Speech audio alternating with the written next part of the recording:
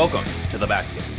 For superhero stuff you should know, this is Ben of the Ben Cave, aka the man who knows too much about Batman, and with me, as usual, is my co-host. Journey into Andrew's mystery. That's my butt. Yes. So You here have we to are. take a whole forest road just to get there. It is a long and winding road that And not there's many. epic Danny Elfman choir music that plays whenever you try to drive to it. The whole way down, actually. I've heard that. It's just everyone says the same thing. Gotcha. So yeah. We've ranked the Arkham Asylums for Halloween. We ranked the Batmobiles, the Batsuits. Now this is our first ranking since the release of the Batman, and we're going to rank the Batcaves. A lot of people have their debates on their favorite Batmobiles, favorite Batsuits. I haven't really seen much on anybody's favorite Batcave, so this is going to be an interesting one, slightly off the wall for us, but I thought we would go back a little bit to the rankings, give us something that's a little bit more of a chill thing, given how extensive our coverage of the Batman had to be the last couple weeks. So It's not too off the wall for us, I think. it's not pretty, too off the wall. Pretty but- on brand. Yeah, I would say so. Off the wall in terms of our usual rankings are things that I see a lot of people try to rank, and this one I'm just like, I don't think I've ever seen people really rank the Batcaves that much. So this is kind of new. I don't even really know what people's people have their own favorite Batmobile. A lot of people love the Burton one. They love the Tumbler. Their favorite Batsuits, obviously a lot of love to Affleck's, but I've never heard one that's like, oh, this is the supreme Batcave. Yeah, and some Batcaves can be disappointing, like in Nolan's. Yes, well, we'll go into that. So, we'll continue the ranking series and give our thoughts on this. But first, we'll go over a brief history of the Batcave in comics before diving into the ones in live action. So, let's dive in. So, we have the first look at a headquarters of Bruce Wayne. This is from Detective Comics number 33, the same issue where we got the original origin of Batman in it. So this is from the main story by Gardner Fox and Bob Kane, and we get a first glimpse of Bruce's secret headquarters. It says it presses a panel and part of the wall slides away, and he goes inside, and it's basically just a little room with a secret laboratory and a bunch of filing cabinets. That's about it so far. Starting off small. Bunsen burners. Yes. They had to start somewhere, though. You can't start out with a giant penny. No, not you yet. need a story behind that. Yep. Although that's really the most fully fleshed out a bat cave is the one with a big ass penny and a T-Rex in there. Yep. And the Joker card. And the Joker card, for the love of God. For here, we have file cabinets instead, which he uses to look up the villain of that, pretty much of that story. So that was the first time, but it sort of expanded a little later. So in Batman number 12, years later, 1942, Bill Finger again comes in and says, well, what if he had an underground headquarters that was a little bit more expansive? So here we have art by Bob Kane, Jerry Robinson, and George Roussos, and it's the quote-unquote Batman secret underground hangars. It's not called the Batcave yet, just the secret underground hangars under the, quote, Wayne home here. So we have, for those who are listening in and haven't seen the visual of it, it says basically the Wayne home, and then there's a secret laboratory within the Wayne home, which is probably what we saw in Detective Comics 33. But then there's the secret elevator that goes underground, and that's where we get the early hangars, the early Batcave here. So it just says repair and workshop is one area, and then we have these little areas for the vehicles. So the Batmobile garage, the Batplane hangar, and for whatever vehicle he chooses to go out with, it goes up on this winch all the way up to an old disguised barn, and then I guess it just leaves the place there. So that's what we got. Were diagrams and shit big in this day? It seems like we looked at other shit that had this kind of thing. It's interesting. Like they really wanted to spell out the exact layout of all this stuff. I think they wanted to just give you an idea of where is everything at in this place. He has so much stuff here. So I think that's what it was. Maybe that was just their way of doing that. They didn't do the big splash pages that we're used to now. That just wasn't a thing in the 1940s where what, you want to take up the whole page with just one image? No, it was a panel. This is just a small panel, a bottom panel with this stuff. That was the closest you could get to a splash page at the time. Right. So, this would all change in 1943 with the first Batman movie. So in 1943, we got the first Batman serial, also called The Batman. The writers of that serial were Victor McLeod, Leslie Swabacker, and Harry L. Fraser, and they said, well, what if we named it The Bat's Cave? So it's originally called The Bat's Cave, possessive, and it's the first formal naming of the Batcave in any medium, even though really, as you can see here for the visual audience, it's basically just an office with Batman sitting on it. He's at this big desk, a few chairs, a cave wall behind him, a few candles, and then a giant bat on the wall. So he looks like he's about to read you the nightly news, like he's yes, Walter Cronkite's father or something. Tonight in Gotham City, there was crime yet again that I have to stop. Back to Gordon with the weather. So for you guys who might be noticing on the video version, I have a giant bat behind me on the wall of my own room here. So that is kind of in tribute to that. All I got to do is this pose. Exactly. That is pretty much why that one is there. It's a little tribute to the 1943 Batcave.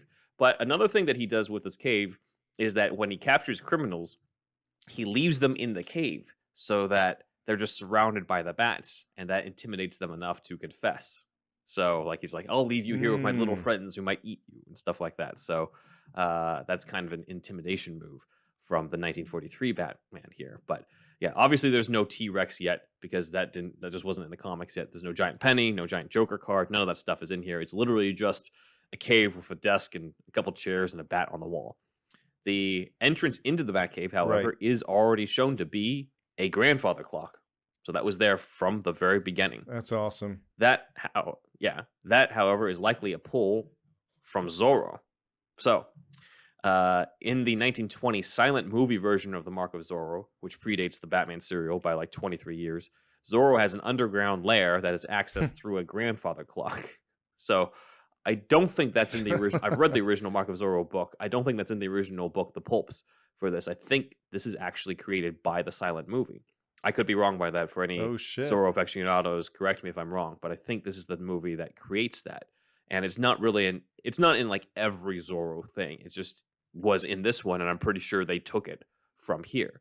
So I wonder then, when Frank Miller said, hey, like the Mark of Zorro was the movie that the Waynes saw before they were killed, I'm wondering if he was actually thinking of this version, and that this version would like inspire the grandfather clock by Bruce, even though he writes in the comic it's a later version.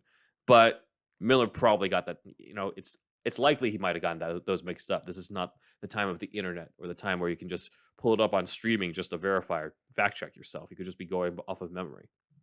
So there's a possibility there. But that is the 1943 Batcave. It's got the grandfather clock. It's got basically this office area, but it's kind of used in a cool way to intimidate criminals. And that's what it is. So that brings us over into the rankings. So we're going to do something that we've been doing in the past few rankings thing, which is to go over to Tier Maker and start ranking out which ones we like the best. So we have all of our different favorite rankings on here that I'm going to be pulling up soon, where we have the S tier, which is at the top. A is like, all right, pretty damn good, not quite like supreme like the S tier, but pretty good. B, good. C is just like, it's average, it's whatever, it's not terrible. D is we're getting into pretty terrible. E is worse, pretty terrible. F is worse than terrible, and then we have the goose egg / itlog, as it's said to Tagalog. Itlog. Yes. And I also added a no grade for at least one of these, which will probably not qualify for being a Batcave because it is shown to be around before Bruce's Batman. So I'm like, that doesn't really count as a cave, but I should at least include it anyway. So that's in there. Or if you also feel that it might be unfair to grade it in, we might put another one in there. But for the time being, I anticipate only one will be under the no grade. So in terms of rankings for this 1943 one, do you want me to start? You want me to start on this one? Go ahead, yeah. This is the first Batcave on a limited budget. So we kind of have to rank this according to scale. And according to the comics at the time. Yeah, so we can't just be like, well, this is bullshit because there's barely anything in there. I'm like, yeah, but like it's the first of its kind. Not only in live action, but also literally the first Batcave. We did see the underground hangars, but it was kind of just like, all right, it's just shit that he needs and things like that. It's it's small. It's not as expansive as that diagram that we saw. It does have this kind of cool forgotten quality of being used to scare criminals, which is in the comics, so I gotta hand it to them. That's cool. They have the name. It's very cave-like.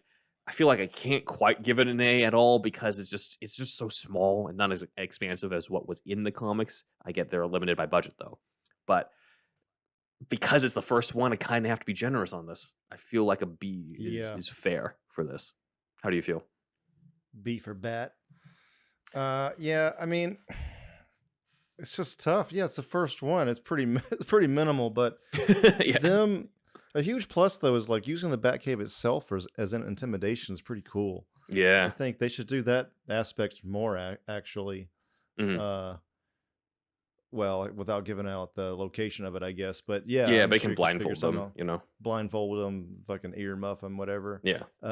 So, uh, yeah, I'll go with like, yeah, maybe B. Yeah, I guess the same. Mhm. It's tough. I was gonna go C, but I don't know. It does seem a little bit.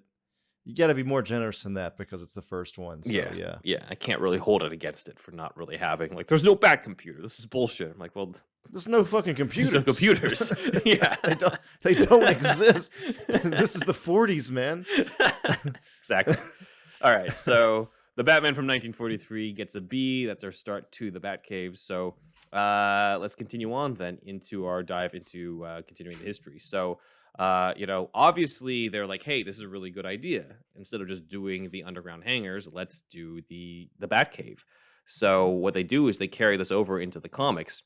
So as you can see, now we revised the diagram. This shows up in 1943, not in the comics yet, Here it is. but It's in cool. this is you thought, I was like, they don't do splash pages, it's now a comic panel. This is now a panel in a newspaper strip, so we've stripped it down even further. It's even smaller Right. now as a Right, diagram. right. But as you can see, they've added some stuff. So there's no secret laboratory in the Wayne home again. It's just everything is now down below. So the secret laboratory is now moved down below. We have the formal name of Batcave there. So obviously they're just like, let's not go with the Bat's Cave. Let's call it the Batcave. So I think we can credit Bill Finger for making the more iconic name for that.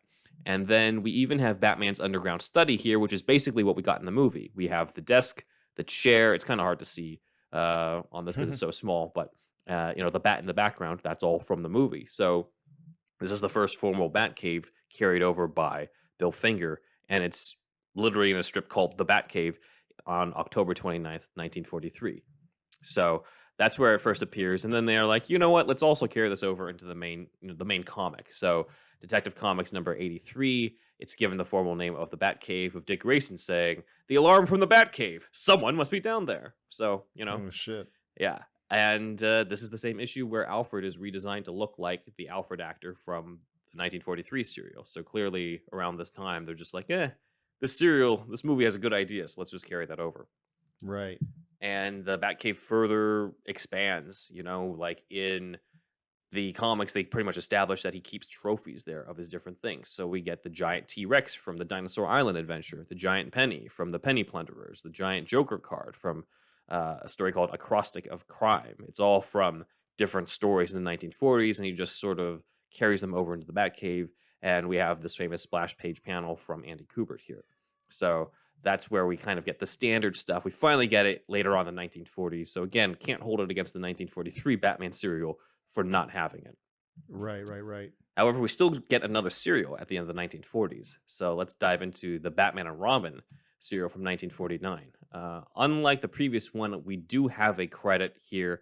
Set decoration was by Sidney Clifford, according to research from Dan on this. So that's who to credit, I would presume, for this. But there's a lot more to this than in the previous version. We see that there's a crime laboratory now. So we actually see the laboratory. It's not just an office on this. Right. Batman actually uses it. Dick Grayson uses it, as we can see on the bottom corner.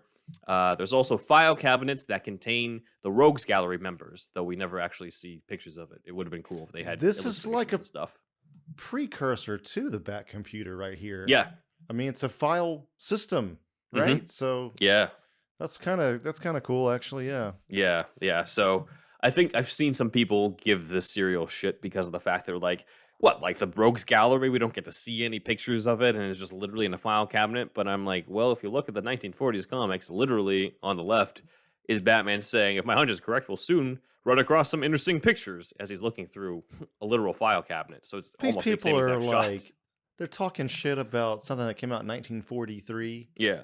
They had 49.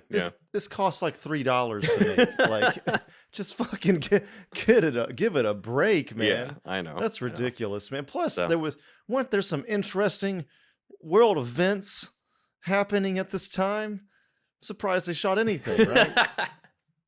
Yeah, I mean, this is closer to the end of the 50s for this specific one. Oh, okay, But this one, okay, still, okay. you know, like it's serial budget. Like we're lucky we even got a cave. It could have just been a basement. Yeah, You know, it was shot in somebody's basement and stuff. I'm like, oh, this is a secret lair. Yeah. We can get away with it. Nobody reads comics.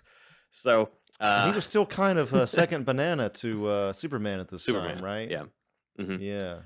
The file cabinet as well is something that's in the comics, as we can see here. And this image comes from our friends over at Batman Online. Silver Nemesis over there did a feature about the 1949 Batman and Robin serial compared to the 1940s comics. So check that out. At some point, we'll cover the serial in full, but we're just having too much fun with all the rankings and the unmade stuff. So one funny thing, though, is at some point, the next drawer in the file cabinet is where the costumes of Batman and Robin are hidden. No one will ever find it. The big mannequin with the vault. But if you think about it, it really is more practical to have, you know, a clothing drawer for your costume as opposed to like having your costume on a mannequin, because you have to first take it off the mannequin and then put it on you. That's Feels like true. there's some That would extra cost. steps there. That would be a little much. People always make fun of how, like, in Arrow, they're just like, I'm ready to go, and Oliver Queen picks up the arrow, and then it's just suddenly the next shot is he's already in the costume, but they're like, didn't he need to put down the bow first in order to put on the costume? So it's that type of stuff where it's just like, it looks cool, but if you think about it, it makes more sense to have him literally in the cabinet. So I'm like, I'll let it slide for this 1949 I series. guess so. Yeah, I would. That's one thing I'd let slide for Arrow. It's like, it's just a cool shot, Yeah, man. it's a cool Like, shot of him doing it, but he literally has to be like, all right, now I have to put it on. It's a guy in a world with guns shooting a fucking arrow. Like, and I know they're trick arrows and shit, but still, it's like, again, it's like Batman's chin being exposed. You just got to let some things go, man. Mm-hmm. You know? Yeah, I hear you. We also continue to have the grandfather clock, so that's still in this version. And that's pretty much all that I remember from this version of the Batcave. Again, more expansive, crime laboratory, grandfather clock still there, and we've got an early version of the Batcomputer here with the file cabinets, which is true to the comics there. So let's dive in then in terms of the rankings. So I feel like this one is better, obviously, than the previous one. Obviously, again, we're not going to go full into the T-Rex and the giant penny and the giant Joker card. Yeah, it's in the comics at the time, but if we were to hold that against all the Batcaves, you know, this specific Batcave, we'd have to hold it against all the Batcaves because it's such a rare thing to see in live action anyway. But yeah, definitely an improvement, I think, over it. Better illustrates Batman's headquarters than the previous take. You know, an expansive cave, not super expansive, but again, bigger than the last one. Has the crime laboratory, has the file cabinets and stuff, has Batman and Robin talk a lot about their cases in there. For 1949's time and budget, this is probably the best that you're going to get, honestly. So It's for pretty me, good. it's an A. How about you? Hey, I'll go B+. Okay. I don't know, just my gut feeling. Yeah. It is an improvement for Mhm. sure. Yeah. With you know, the file system and more, you know, microscopes and shit. It seems like it had a little bit more of the lab feel Yeah. going on. So so yeah. Yeah, B+ for We'll me. put it above the Batman on the B+ range. Yeah. I think that's fair. Cool. All right, so those are the serials, everybody. As you can see, the Batcaves fared a lot better than the Batmobiles when it came to the serials, because the goose egg went to the 1949 Batman and Robin Batmobile last time. That's true. It's easier to get a cave-like location than to build a custom car at that time. Yeah, exactly. You know? So they obviously made improvements for the next adaptation, which was the 1966 show. So oh shit! This is designed by set decorations by Chester Behi and Walter M. Scott for the movie, but I would also think for the television series. As we can see, everything is even more expansive than in the 1949 serial. We got the full state-of-the-art crime lab, an atomic, this big thing that's in the middle of it, this cone-like shape that almost looks like a power plant. That is called the atomic pile, which is used to charge Batman's atomic batteries for the Batmobile. Also, I did not know that, actually. Yeah, that's the actual purpose. And unfortunately, a character dies falling into it in like the second episode of the series. Next episode, Nuclear Man. So sounds like a Superman villain. Yeah. Trivia, that was in Superman 4. One? The Quest, Superman 4, Quest for Peace. Oh yeah, that's right. Yeah. See, it's all in my brain, and I don't know what's real and what's not anymore. That was not the origin for Nuclear Man, though. It's like I fell into the atomic pile in the Batcave. Like, no, that's not what that would be kind of awesome, though. Yeah. So, trivia-wise, apparently, Alan Napier's Alfred cleans this Batcave every week on Wednesday nights. Seems like they a big actually fucking job. go into that?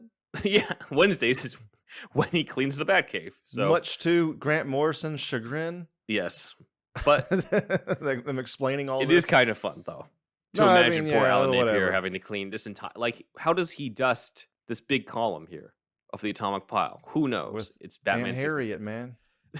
She doesn't know. That's what they think. They got a whole operation going on. It's true. I'd argue. Also, this is the first time we've ever seen a Batmobile in the Batcave in live action. We never saw the Batmobile in the Batcave in either of the serials because it wasn't really much of a Batmobile anyway. So, if anything, it probably would have seemed weird just to have what looked like a Model T car just sitting in the cave on that. But here, it's obviously more appropriate. So, I think the most famous part of this Batcave really isn't the cave itself; it's the entrance. So the way, true. The way to get in. True. They did not go over the grandfather clock, but they did create their own iconography. Bruce would open the Shakespeare bust, which I have here, of course. He would open it up and turn the dial in order to open up a secret door, which would then reveal the bat poles, which he and Dick would slide down and flip a switch and land, and magically they're dressed as Batman and Robin by the time that they land. It's just skills, man. You know, that's all. Can you slide down a pole and change at the same time? That's what makes him Batman, dude. Yeah. So that is the iconic 1966 Batcave. So that is where we got. So obviously this one is the best one so far. I mean, come on, it's iconic. A lot of people grew up with that specific Batcave. I think it's a no-brainer. This is an A. This is better than the previous ones. This is. It's the Batcave of so many people's childhoods, as I said, but also creates its own, iconography of not necessarily the crime lab, but the Batcomputer. We get the first Batcomputer for the first time. I did mention that, but that's true. So many early of the different 60s machines. Computer, yeah, or late 60s. Yeah, so it really emphasizes. I like seeing that because it really emphasizes the detective aspect of Batman. It's not just just having a whole bunch of tools lying around. It's just almost all about his brain in a way, crime lab wise. So again, there's no giant Joker card, Penny, or T-Rex, but if there was a cave to fit that in, this probably would have been awesome to have it there. But I can't really hold it against them for not having that. So yeah, for me, it's definitely above the serials. It's an A. You wouldn't give this an S though. Not quite an S. I feel like it really fits the era, but I'm of the opinion that a Batcave should be as cave-like, like sort of equal parts cave and headquarters with tech stuff. So I feel like the more cave, the more dark or darker lit it would be, the better. That's a personal preference of mine. Yeah, that's true. It might not fit this specific version, but it's it's a solid version, but it's probably like not up there in terms of like my favorite looks for a Batcave. I see. Okay, I'm not trying to match you every time, but I feel pretty similar. Like, I'll do S minus. How about that? Okay. Let's just make that an A plus then. Well, just gonna say A plus. Yeah, I agree. I mean, but he is the bright knight, so I mean, it wouldn't be too dark anyway. I can't hold it too much against them for that. It's just not really what I picture when I picture Batcave. Yeah, I guess so. I feel like it's not as it's iconic. Cool. Yeah, it's not as iconic as the theme or the Batmobile. the nuclear power plant, and it is kind of fun. That is, yeah. Charging the Batmobile. Yep. Yeah, I don't know. Yeah, that's I guess yeah, S minus. All right, so that's an I A love plus over there. quick Good. tangent, but that red bat logo is an S plus tier for me. I love that one that's on the Batmobile in that Ooh, show. yeah. We might have to do a ranking of the bat symbols at some point, but it's like that's one of my favorite bat logos. Ah, yeah. I'm pulling it Out up of again all over of here. them, out of all of them. Yeah, This yeah, one yeah. that's on the door. Simple, cool, red, like it's its own thing. Yeah. It does kind of now feel like another 1966 connection that there was a red bat symbol on the Batman posters. Fuck yeah, man. They're like you've been pointing out. Like I feel like without you, I would have maybe kind of noticed the cowl and the Batmobile, but like the repelling thing and what other shit we talked about. Anyway, yeah. It's cool that they put so much of that in there in very subtle ways. Yeah, I think so too. So moving from the era of 1966, we get Batman 89. So this is, it's a fact, but it is going to make us a little biased on this. It's the only one to win an Oscar. We have an Oscar-winning art direction. That's true. Production designed by the late Anton Furst, set decoration by Peter Young. And as we've covered, before on the podcast, credit goes to First team, including Nigel Phelps on that, who did a lot of the concept art. So, as designed by Furst and his team, including Phelps, this Batcave is even more expansive than what we've seen in the previous versions. It's entered from the outside through a holographic wall after a forest path, which is what we were referring to earlier in Andrew's journey into Andrew's mystery name. This also created the idea of the different ledges, in the Batcave with the abyss below, where just like if you go just close enough to the edge, you could fall over, that type of thing, which then carries over into the comics because of this movie. And as we've covered before, Anton Furst was less interested in presenting a cave. He doesn't like caves. He's just like, it's just, how do I make a rock look interesting? Was basically his thing. So he was more interested. But you can though. Like, I don't know. But anyway, this Batcave is cool. This was his way to do it. Yeah, this was his way to do it. He was like, Yeah. I'm more interested in presenting it like an underground city. He wanted it to look like there was a lot going on outside of just like cave walls and a computer in the middle of it. So there's other things that are added here. There's a vault where the bat suit and the gadgets are stored. We hadn't really seen that in other live action versions because, again, we got a file cabinet and then a mysterious ability to change midway through going down the bat poles. And then the bat computer was updated with the multiple monitors and screens with him just sitting at the console there. So because we went from like the fucking spreadsheet only shit of like there's no screen, right, in the 66 one. Yeah. Like this is, it's obviously just early computer shit. It's the best they could do. Now we're in 89, so we're like, we got some actual computers happening here. Yeah. So this is, I mean, if it's not already obvious, this is my favorite. This is the Batcave to judge other Batcaves. To me, it's an S tier. Only one that got an Oscar. I mean, it's this dark labyrinth, perfect visual atmosphere. Like you want to kind of live in this Batcave, and I'm curious to see what additions we get into this version when we get the Andy Muschietti Flash movie next year. So that's true. When I think of the Batcave, I think of this one. So for me, it's an S. I'd want the Flash one to look just like this, but with updated computer graphics. Yeah, that makes sense. Yeah, But you know what? Like in the latest Star Wars films, they keep that 70s aesthetic on the screens. Which I also appreciate that too. I understand that move as well. So I mean, it's a fucking S, man. It's both of our first Bat Cave.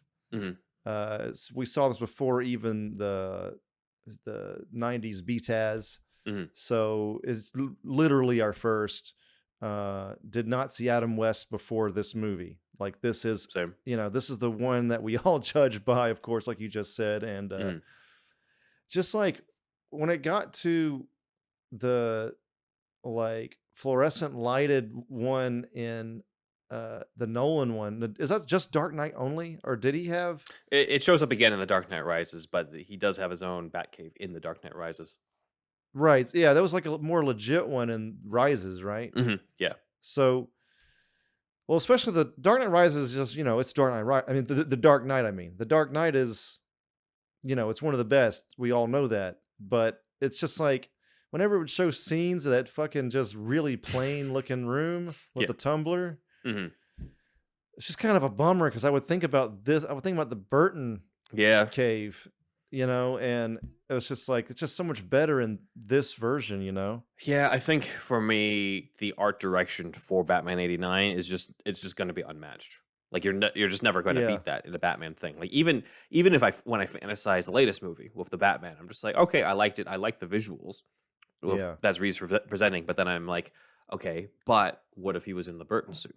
What if the Batcave looked like the Batcave from '89? What if Gotham looked like first Gotham? I'm just like, well, then it would be even better. Like I'm just like, it just makes it feel it feels more comic booky, even more in a movie that's already very man, comic booky. So I'm just like, I yeah, just don't think anything's really going to beat that in my mind. yeah, yeah, for sure. Yeah, that back, man. Before doing this podcast, I already, of course, loved the '89 Batman movie. Hmm. But the more we talk about it, it's just like God, they made so many good decisions. Yeah, yeah. Like Yeah, it's the art direction really. Nigel Phelps, Anton First, Peter Young, like what they did for this, I just don't think it can be topped. It's the one that I compare everything to. Like I think when I watched Batman Begins, I was just like, all right, I like it, but it feels like something's missing. And then I rewatched '89, and I'm like, oh, it's the visuals, it's this.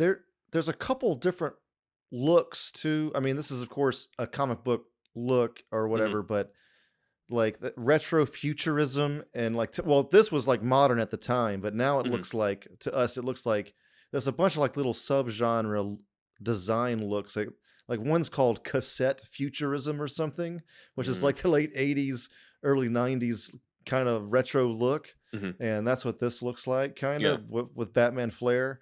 And yeah, if they just kind of kept this kind of look, but but with just updated computer screen. yeah, Hell, maybe Batman's coding too. Maybe it does have a fucking Matrix looking screen on him.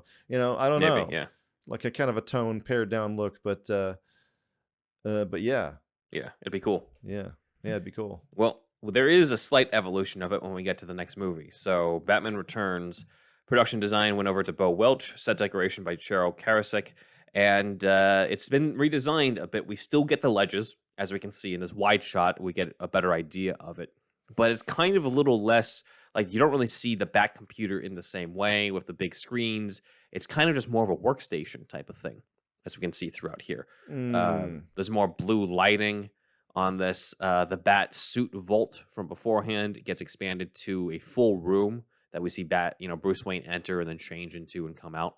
So the entrance, we actually see the entrance from Wayne Manor as well. Bruce sticks his hand in a fish tank into a replica version of Wayne Manor to press a button, which then opens up this Iron Maiden that he goes inside. And instead of it basically stabbing him to death, it basically allows him to slide down into the Batcave. Alfred, however, indicates that he'll take the stairs. So there's clearly more than one entrance into this, but it's kind of a very Burton-esque take on it. It's the only time I've ever seen this entrance into the Batcave anywhere on this. So it's just it's not good for the interesting. pH balance of that water. They'd be doing that all the time, man. Yeah, yeah. It's not good for those That fish. poor fish. They're all dead at this point anyway. So this Batcave kind of feels like a natural evolution of the one from '89. I feel like I just don't like it as much on it, but it's got enough of that Burton feel to it that I obviously don't hate it. I still like it. I still prefer it over a lot of the others on here. But it's just doesn't quite have the same feel as the '89 one to me. And I think a big part of that is the Bat computer. The Bat computer, just the multiple screens and with that big chair, and he's just sitting in there investigating, and you just see Keaton, the solitary hero type of thing, just looking over his video footage or investigating stuff like that. There's just a certain feel to that just kind of got taken away when you don't have that in Batman Returns, where he's just kind of just sitting at a regular desk when Alfred comes to talk to him and gives him vichyssoise. So that is, it's like an S minus A plus to me. It's still good. Right. It's just not quite as good as '89, and there's just something really weird about that Tim Burton Batcave entrance with the Iron Maiden. I'm like, It's cool for Returns. It fits Returns, but it's not my favorite way to go into the Batcave. Okay. What's your score? Oh, you said Yeah, I'd S say minus. S minus. Okay. So I like the cool blue colors or highlights. I think that's pretty cool. I'm with you on the computer screens. I would prefer it have more of that. I do the Burton one does feel a little more cramped than this one. At least in the shots we just saw. This one being a little bit wider is kind of nice, I guess. I'm just trying to think of all the good parts. I think from what I get from the Burton entrance is like, no one would accidentally put their hand in there and press that button, and true, no yeah. one would willingly get in that Iron Maiden. So it's like a way to conceal and make it hard to get to the Batcave. Yeah. So I get the rationale there. Like it's just a departure from what we're used to. It is, yeah. But so I don't know. It's not like a huge. It's not a big minus. Demerit. Yeah. Man, yeah. I don't want to agree with you every time, but yeah, I'll give it it's like a B plus. You know what? Okay. A minus. A minus. A minus. It's an A minus. A minus. Okay. Yeah.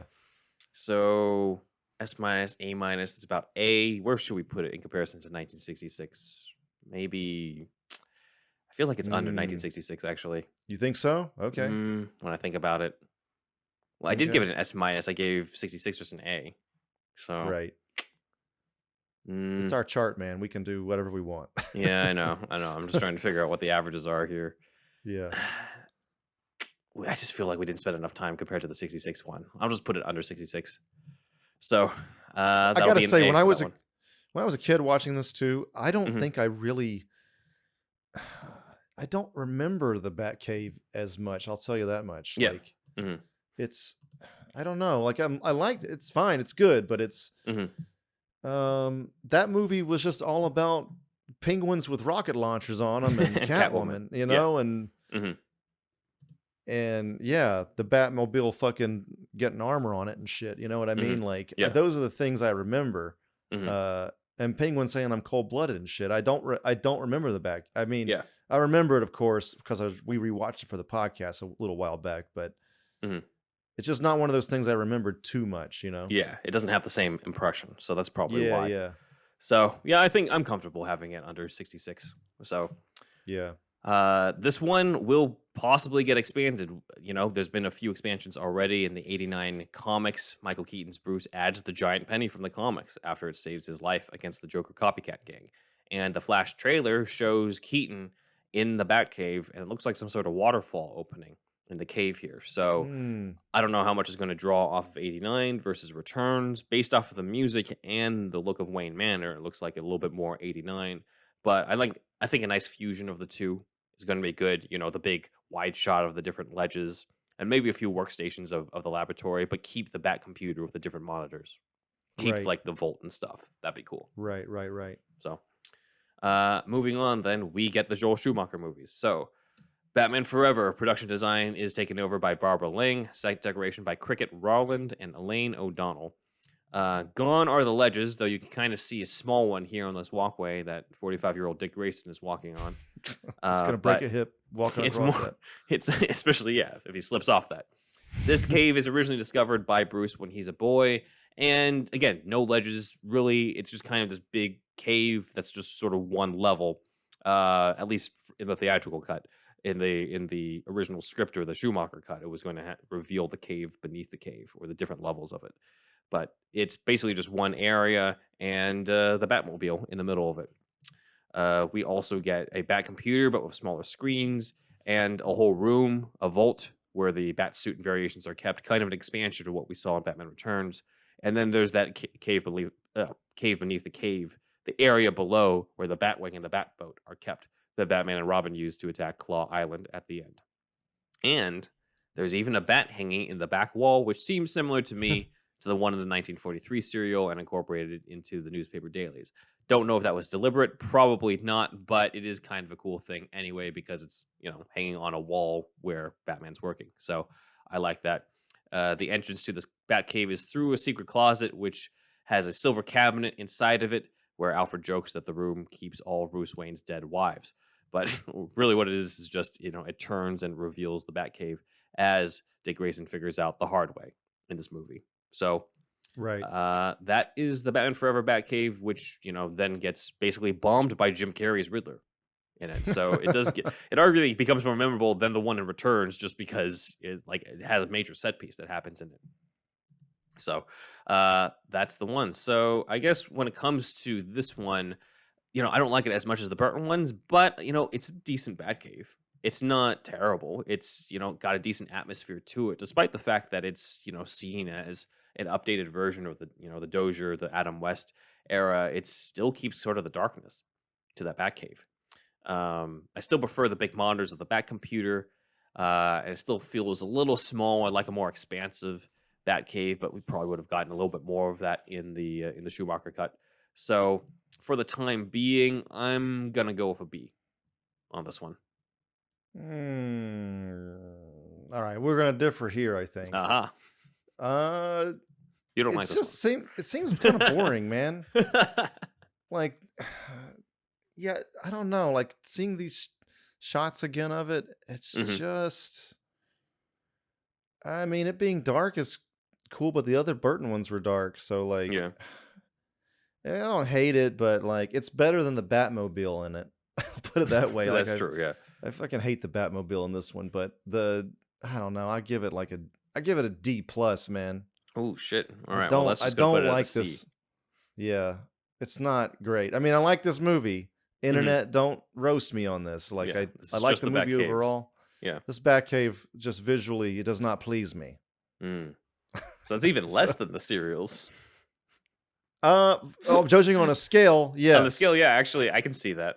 I can on a scale. I can see what on you mean. An absolute scale, it's better. Yeah. But on a relative scaling, it's not as good. Yeah. Okay, so we have it at a C.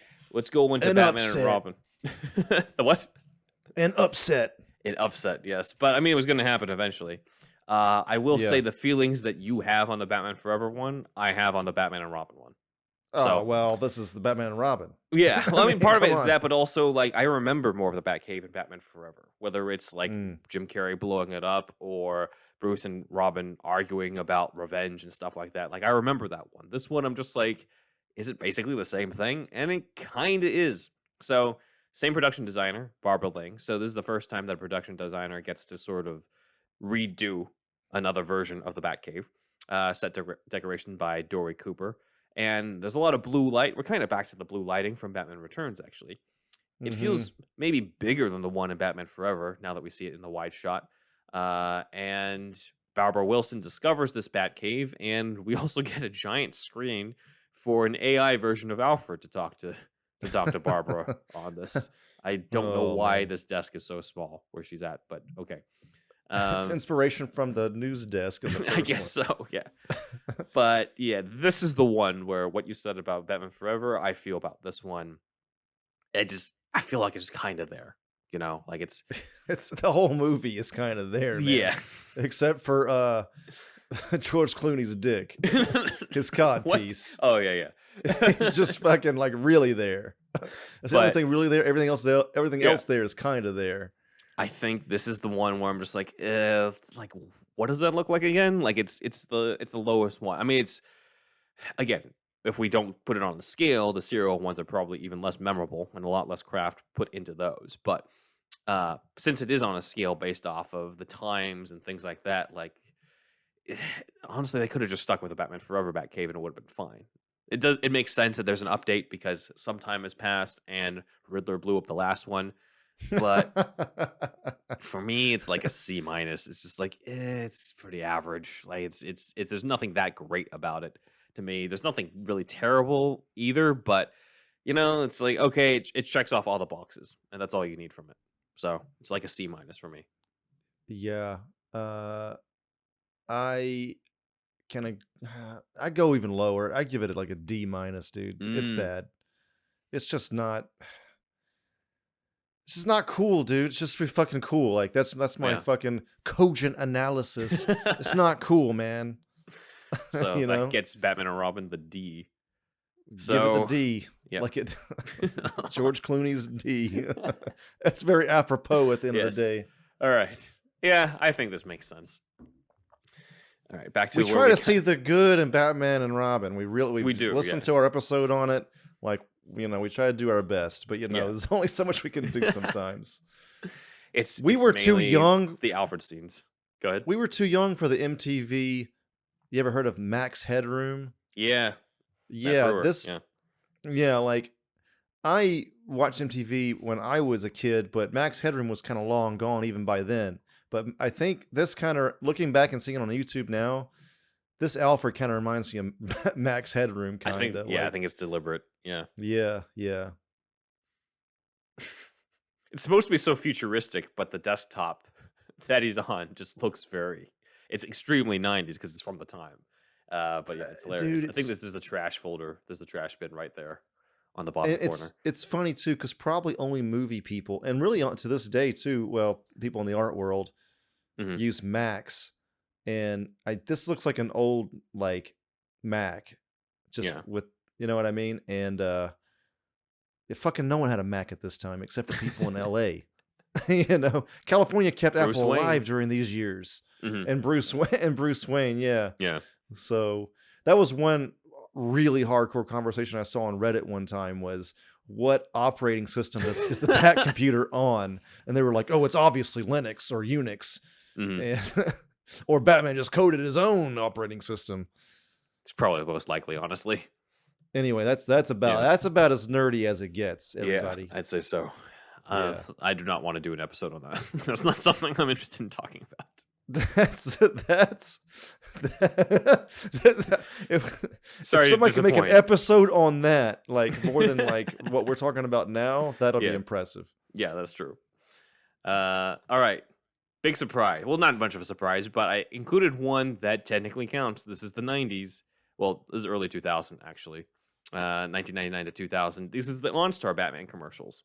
So they actually did their own Batcave in this. It's production designed by Jim Millis. I didn't include every single Batcave in a commercial because then we'd be here for like an extra hour and I'd have to just find all these different commercials that barely anybody's seen. But these are somewhat famous, you know, among the Batman community. It's seen briefly in one OnStar commercial. Also, it has Max Headroom version of Alfred in it. Michael Goff came back for that. But it does look like there's less technology in it. It looks a little bit like there's people bring up the OnStar commercials as being kind of like a mix of the Burton and Schumacher aesthetic in a bit. And we kind of see that in this. We got sort of the Schumacher-esque, giant bat on the wall over here, the vault for the costumes. But we've also got the Tim Burton, like you kind of see like there's an area of the Batcave that could be beyond what we're seeing, like other stalactites over here. And of course, and stalagmites. Or stalagmites too, yeah. Both of them. Both of them. Yes. And then of course we got the Burtmobile in the center. So honestly, I like this better than the Schumacher ones, even though it's only been on screen for like 10 seconds. 100%. This one is better than those. For a commercial, yeah. Yeah. Especially considering in fact it's for a commercial. Like if we're grading this on a scale, I'm like, this is for a commercial. It already, even if you take away that commercial aspect, like I would have been fine if this is what Batman Forever looked like, or Batman and Robin looked like in terms of that case. You're like, oh, this is cool. So they really took the best elements of each, I think, of Burton and Schumacher, fused it together. This is awesome. If they did make, a Batman 5, a continuation of that series, I kind of wish this was what the Batcave looked like at the time. So, for those of you guys who want to know more about the OnStar stuff, check out our $10 Patreon. Check out our episode on the Batman commercials where we did a live reaction to these. But for the time being, this is what we'll cover on that is the Batcave. So I would say this gets an A. I mean, come on, it's a commercial. And they still were just like, no, we're not going to phone it in. We're not just going to reuse the set from something else. Or if we do, we're going to redecorate it. We're going to make it our own, even though people are only going to see like 10 seconds of this. So I'd say that's pretty impressive. It's better than the ones in the Schumacher films.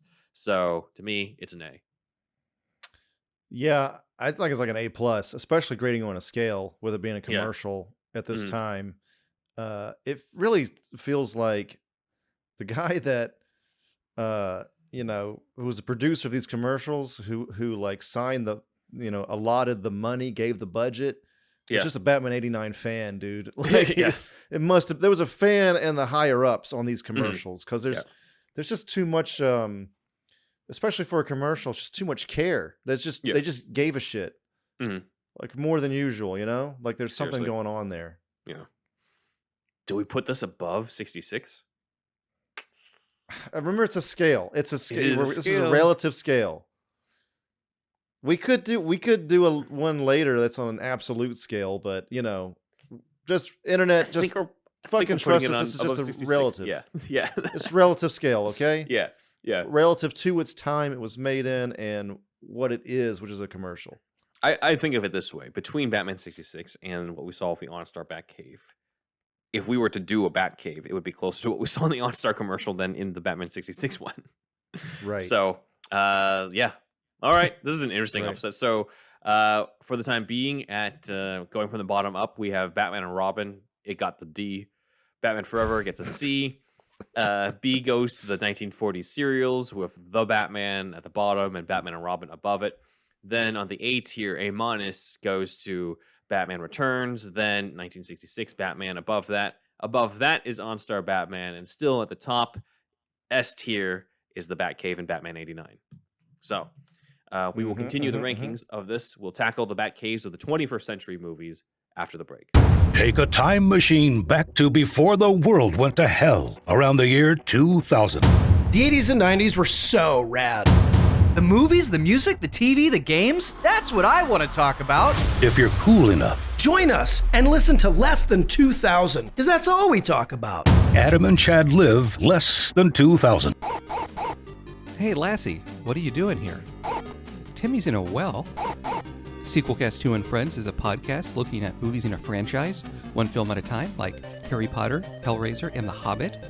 And sometimes the hosts talk about video games and TV as well. And now it's part of the Greenlit Podcast Network. Oh, Lassie, we don't need to rescue Timmy. He likes the well enough, I guess.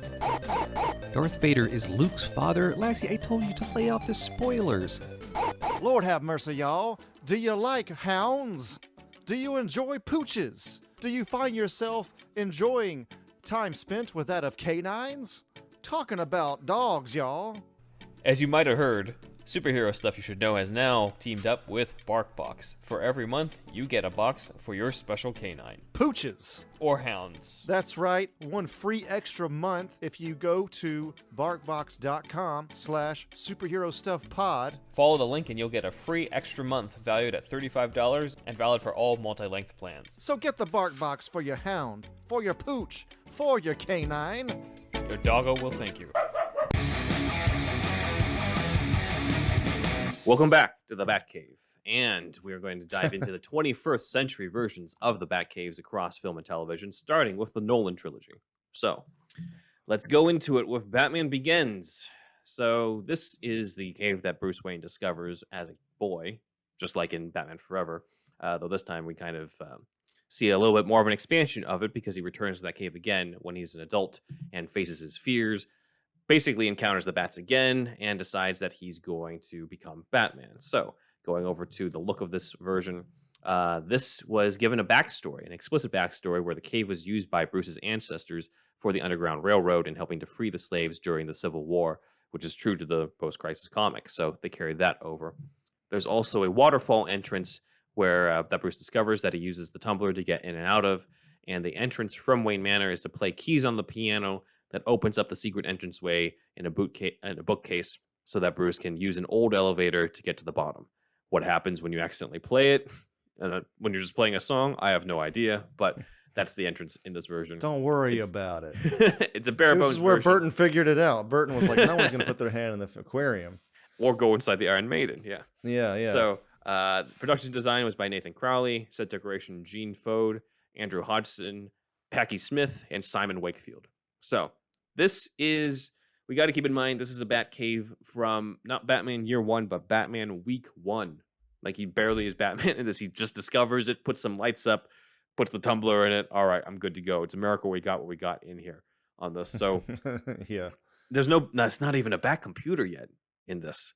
No. But it makes sense because it's literally Batman Week 1. It's Batman Begins. It's the early versions of the Batcave on this. It's got a nice atmosphere to it. It's very cave-like and very bare bones on that stuff. So for what it is, I give it an A. I mean, it's pretty much what you would expect a Week 1 Batcave to be on this. It would look like this. Even like the Burton-esque version of it would probably look pretty similar to this, I would think. So, I like it a lot. I think it's fine. Yeah, this one's like an actual fucking cave. So Yeah. Man, we got Dark Knight next. Yeah, I know. I give it maybe B+. I don't know why though. Mm. My gut tells me. I don't know. Maybe I should be easier on it since it is week 1. Yeah. I but, get it because there's yeah. not much in it compared to the others. Yeah, I guess it's A- B+. It's fucking in that territory. So yeah, that's what I'm gonna give it. Maybe It's a cave. It's an actual fucking cave, and there's maybe the below Batman Batmobile Returns, parked yeah. in it, and there's bats flying through it, right? So, Mhm. so yeah, there's a lot of good there. A-. Yeah. I talked myself into it. Yeah. So we'll put that. Well, we're putting it below Batman Returns. Yeah, Batman Returns has more stuff in it. I'd say maybe it's like neck and neck. Batman Returns doesn't quite have the Yeah. same memorable impression as Batman Begins, but Batman Begins doesn't really have a lot in there yet because of just the nature of the story. So I'd say that's probably about right. They're kind of around the same Okay. level. So, Okay. all right, here we go. We're going to do the Dark Knight's Batcave. Now, I know people are going to be like, "Hey, well, it's not really the Batcave; it's the Bat Bunker." But Fuck that. fuck that. We're going to talk about it. But also, we have other examples of bat caves being, outside of the cave underneath Wayne Manor that we're going to go into a little later. And there have been bat caves underneath Wayne Tower or around the city in the comics. So it's not like you can't count those as bat caves. Those are bat caves. So here we Okay. go. The Dark Knight's Batcave Oh or god, Bat it's Bunker. just fucking. Oh god. Production design by Nathan Crowley, set decoration by Peter Lando. This is dubbed the Bat Bunker. Since Wayne Manor goes under construction after Ra's al Ghul's attack in the last film, Bruce stations his headquarters in this bunker in Gotham City. It's mostly just a bat computer, so we do get the bat computer, and a costume vault that rises up from the ground, and then at one point we kind of see a furnace where Alfred just dumps all the evidence when Bruce decides to become Batman. Decides to out himself as Batman. The entrance is located below a storage crate in an abandoned lot owned by Wayne Enterprises, which gives Bruce his privacy. And it has also been used and reused in a bunch of music videos. I don't know if you know Yeah. that, but yeah. Yeah. Yeah. So, The Dark Knight, as you brought up, and I agree, obviously one of the most renowned Batman movies ever made, if not the most renowned. And despite that, it has the worst Batcave. The main defense is that it's not the real Batcave, but again, even then, this as a headquarters, it has the complete opposite atmosphere that you would want in a Batcave. Even as a satellite Batcave, the whole design feels off. It's all fluorescent lights. It's so brightly lit. You would imagine the Batcave, it's dark and it reflects his psyche and stuff. And here is just it's 50% lights. It's ridiculous. It's got 75. The atmosphere of a parking garage. 75, yeah. I'm just thinking the entire ceiling is lights. So again, it's like a parking garage that's way too brightly lit. It's not really much of a cool headquarters. You just feel like you want to get out of there. So for me, it's the goose egg. One of the best Batman movies, yet has the worst Batcave. It's a goose egg. I agree. You It agree. log I can all the way. So It's just not good, man. The Batmobile or the Batcave has been destroyed in the other one. I get it, but story-wise, have him find another fucking cave. I need my Batman in a fucking actual cave-looking place. This parking garage shit sucks. Yeah. This dude, isn't it weird? It's really one of the best comic book movies ever. Yeah. But god damn, that Batcave sucks ass. I know. It's It always bothered me. Even when they first, like, before I saw the movie, people were just like, don't judge it till you see the movie. I'm just like, I don't know how the movie's going to really redeem this to me. Like, why is he in a parking lot? There's no bats flying in that parking garage. Yeah. No ambiance. It's just got nothing. It does nothing not have for the me. art direction. It's It's got the ugly ass fucking tumbler in it. Yeah. It's just, I don't know, man. It's off.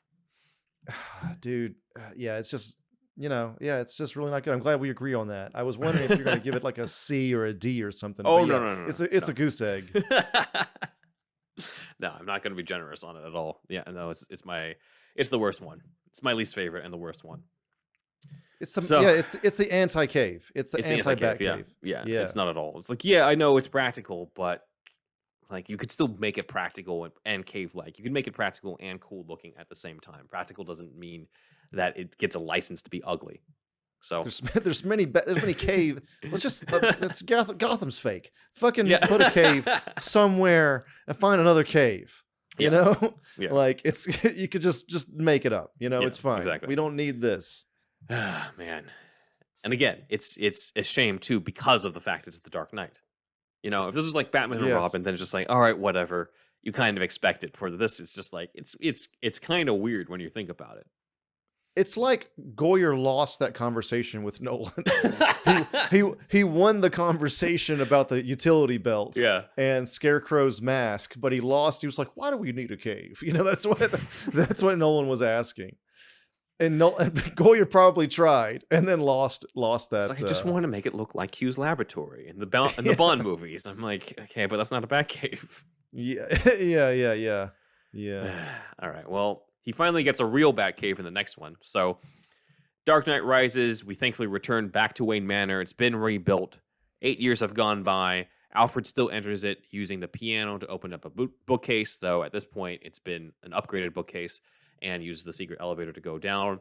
And thank God we're in the actual Batcave. So there's a few new things. The Bat computer has been transferred over here. There's like a rising platform. There's an area for the new vehicle, the Bat as it's called, to take off. It pretty much takes the things that were in the Bat bunker, brings them over into the Batman Begins cave. This is a kind of the finalized version of the Batcave, and it's a huge upgrade from the previous version. Yeah. It's not amazing, but this is the best Batcave out of the 3 movies, even though Dark Knight Rises is the worst of the trilogy, but it's the best Batcave out of the 3. Not amazing.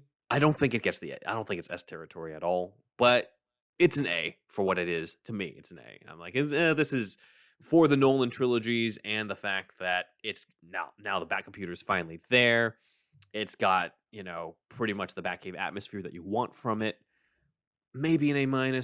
I'm talking to myself into maybe a lower grade now that I'm talking about, because I'm just like, I don't think it had as memorable of an impression as it doesn't quite have as the memorable impression that Batman Begins does, because Batman Begins the memorable impression is fucking what's his name rappelling into it at the end. That's like the main Blake. thing. Yeah, that's true.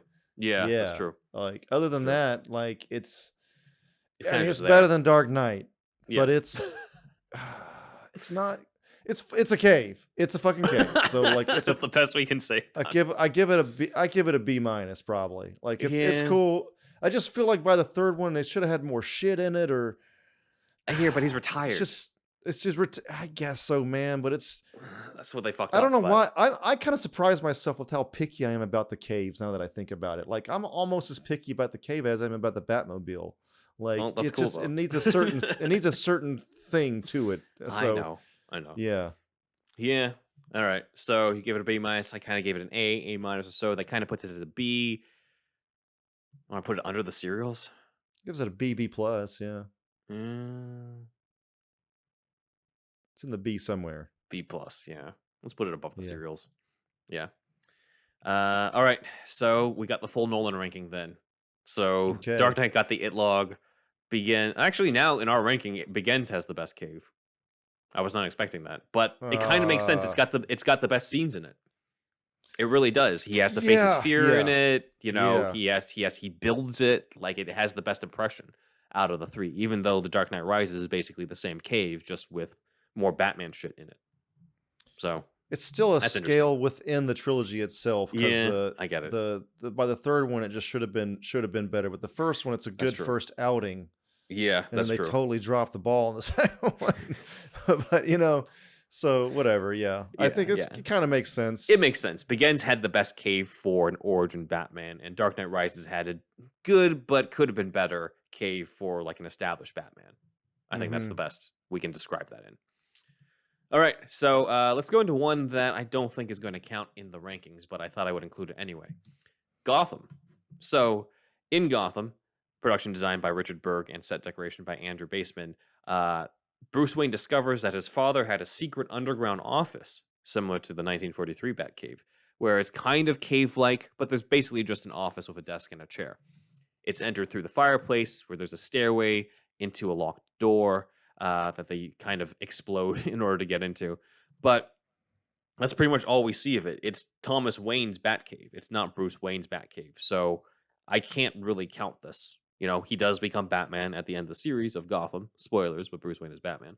But at the end, you never really see him at the Batcave. We never really see him like expand it or anything like that. It would have been cool, but like realistically on a Fox budget, wasn't going to happen. So I don't think we're going to count this one, but I just wanted to give a quick shout out to it. Let's go into one, though, that is established, which is the Zack Snyder Batman vs. Superman Justice League Batcave. So production designed by Patrick Tatopoulos. The set decoration for BVS was from Carolyn Cal Locks, and the set decoration for Zack Snyder's Justice League was from Dominic Capone. This Batcave was discovered by young Bruce, again, just like in the Schumacher and the Nolan movies. It's the Batcave of Batman who's been around for 20 years. And it's the only one, well, it's not the only one, but it is not located under Wayne Manor, nor is it underneath the Wayne Tower. It's sort of in this lake house that's on the Wayne Manor grounds. As we noted in our Secret Origins of Ben Affleck's Batman episode, a lot of the furniture in his crime lab, computer territory, all of that is actually bolted to the ceiling. So it's hanging upside down like a bat, which is kind of a cool touch. I do like that aspect. Also, the first time we see Bruce work out in the gym area in his big CrossFit montage. So doing the ropes and shit. Yeah. Like and that push cart deal too. Yeah, That's very sled push, CrossFit-y. Yeah. Jim Jones. It's got, if we finally get to see Bruce work out in the Batcave in live action, so that's pretty cool. There's an area for the Batsuit, and of course the memorial area for Robin, so that carries over from the comics. And then, the non-canon to most of us, but Justice League did expand on this Batcave by saying that the Wayne hangar is inside the cave, which when we saw the Zack Snyder's Justice League, we found out, that actually makes more sense that it's a separate building. And they also filmed their own like little armory room with like samurai armor and katanas in there to kind of have some other scenes in it, but that was clearly added later on in the reshoots.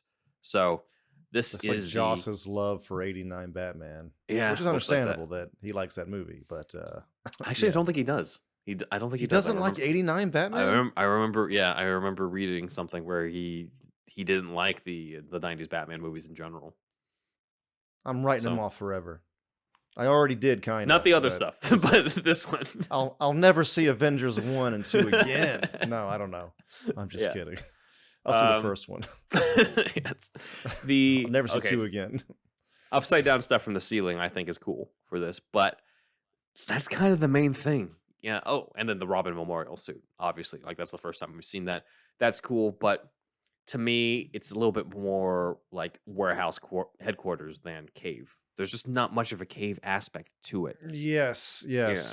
I agree. When I first saw like the shot of the Batcave in the trailers, because it's just kind of that shot of, kind of where you get most of it, and you see the Bat computer laboratory area on the side. I was just like, it's the basement of Wayne Enterprises or something. Later on, I'm like, wait, that's the Batcave. It just did not look like the Batcave to me, and I was kind of hoping, we got one of the best translations of comic to screen for the Batsuit to date. I'm not expecting there to be a giant T-Rex or anything, but Batcave could at least look more cave-like or a little bit more like the comics. Right. I'm not a fan of this one that much. It's just not a cave to me. I'm giving it a C minus maybe.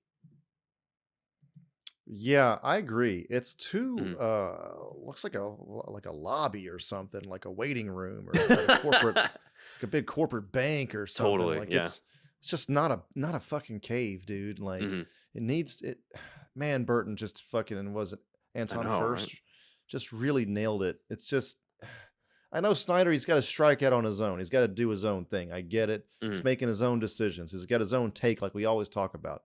But it's just, yeah, God, is a D might be too rough on it. God, Do you think it's worse than the Batman and Robin on scale? mm, That's a tough one. it's not worse. It's not. It's It's better not than worse. that. It's better. Yeah. It's a D plus. I'll give it a D Plus, C plus. minus. Yeah. It just Let's it put it it's above called. Batman and Robin here. This is going to come into play when we talk about the Batman, Yeah. but it's like it's got cave in the fucking title, dude. Like Yeah. Yeah. it needs to be cave like. Mhm. It's just like we're just used to a certain thing that we like, and it's just not it. Like Yeah. it's fine. Yeah. It's not a nowhere near a goose egg, but Right. Yeah. Still would have preferred Doesn't it do it for over me. the goose egg one. Yeah. All right. Yeah. Sorry, Snyder. We still love your movies. Yeah. But Yeah. when it comes to the Batcave, not so much. So let's go further into it. So now we're going to get a little bit into some of the TV stuff, actually, before we get to the Batman. So that next one is actually Batwoman on the CW. And I'm actually surprised by this because, well, I'll go into my feelings on it after I break it down. But the production design is by Lisa Soper in the pilot, and then Ian D. Thomas throughout the series. Set decoration was by Alexandra Rojek for the pilot and Darlene Lewis for the series. This is a Batcave that's actually underneath Wayne Tower. It is not underneath Wayne Manor. And despite it not being under the mansion, it still has bats in it that come around. You clearly see cave-like structures inside of it. There's a random dead tree in the middle, which I thought was random as hell until I found out. Until you discover in third season, it's actually holding and storing a comatose poison ivy. So I'm like, shit, really? yeah, Oh man. yeah. I'm like, okay, that solves like a 2 or 3 season mystery on that. So that's cool.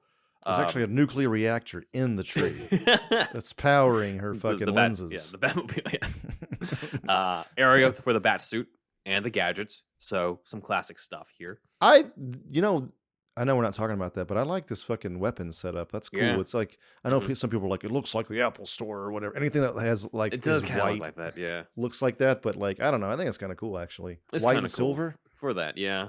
Yeah. It's cool. And then there's even a T-Rex. So we have a small T-Rex toy We're called going up a Dino. whole fucking tier at this point. Yes. So yeah, they have a Did mini you buy like a Jurassic Park toy just so you to can have a have it T-Rex. Yes. in your room?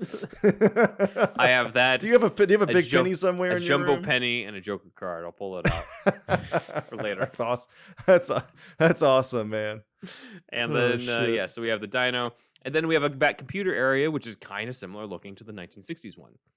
And then this Batcave gets expanded in later seasons. Season 2 is revealed the Batmobile is actually in a secret hiding spot that Hush discovers when he uses a sticky bomb to blow up the wall. So that's Oh, cool. shit. And then Batman has the Hall of Trophies in another area, which is introduced in season 2, arguably for the first time in live action, I think, where we see Mr. Freeze's gun over here.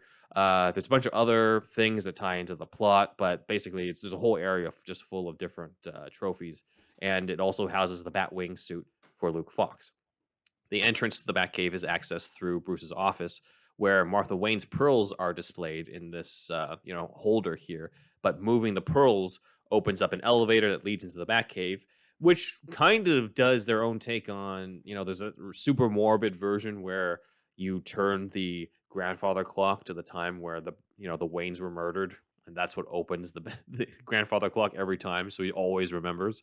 Here it's kind of a nice it's in memory of his mother, that type of thing. It's kind of the same idea, but a little less over dramatic to me. Edgelord. Yeah, a little less edgelord on this. So that is the Batwoman Batcave. That's too early for that. That was the Batwoman Batcave, and to be honest, fans are gonna kill me for this, but you might be on the same page as me on it. this is exactly what they should have done in The Dark Knight. It's cave-like. Yeah, It is definitely. under This Wayne is Tower. way better than that. Yeah, it's under Wayne Tower. It's not under Wayne Mansion, but it still looks like a goddamn cave. It's equal parts cave, headquarters. Yeah. It's got a lot of the comic book Easter eggs that we just haven't really seen much before in here. The Hall of Trophies, the dinosaur even. We've got implication of different levels.